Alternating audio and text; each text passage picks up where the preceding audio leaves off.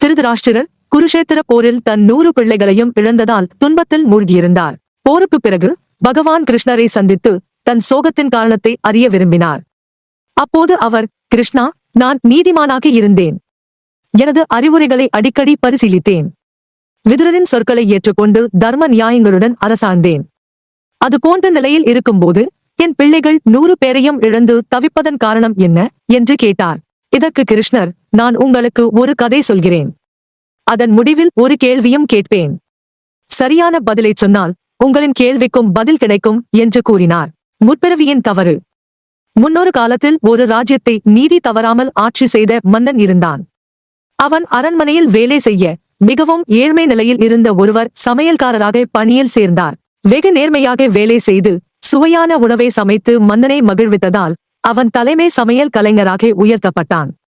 சிறப்பான உணவுகளை செய்து மன்னனிடம் பரிசு பெறுவது அந்த சமையல் கலைஞனின் நோக்கமாக இருந்தது.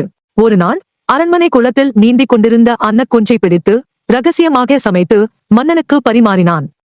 அந்த உணவின் சுவையில் மயங்கிய மன்னன் இதை அடிக்கடி சமைக்க வேண்டும் என்று உத்தரவிட்டான். இதன் மூலம் அந்த சமையல்காரன் பெரும் பரிசுகளை பெற்றான். இதைத் தொடர்ந்து பல முறை அன்னக்குஞ்சுகளை பிடித்து சமைத்தான். கிருஷ்ணரின் கேள்வி. கதை முடிந்தபின் கிருஷ்ணர் திருதராஷ்டிரரிடம், இப்போது சொல்லுங்கள், மன்னன் மற்றும் சமையல்காரன் இவ்விருவரில் அதிக தவறு செய்தவர் யார் என்று கேட்டார். திருதராஷ்டிரர் பதிலளித்தார், சமையல்காரன் பணம் பரிசுகளுக்காகச் செய்தான். ஆனால் நீதி உணர்வு கொண்ட மன்னனாக இருந்தும் பலமுறை அந்த உணவை உண்டவராக மன்னன் தான் மிகுந்த தவறிழைத்திருக்கிறான். உண்மையின் வெளிப்பாடு. திருதராஷ்டிரரின் பதிலை கேட்டு கிருஷ்ணர் புன்னகைத்தார். நீதி உணர்வும் விவேகமும் கொண்ட மன்னனாக தாங்கள் ஒழுங்கான முடிவுகளை எடுத்திருக்கிறீர்கள். ஆனால் நான் சொன்ன கதையின் மன்னனும் சமையல்காரனும் நீங்களே. தாங்கள் முற்பிறவியில் 100 அன்னக்குஞ்சுகளை தினம் உணவாகச் சாப்பிட்டீர்கள்.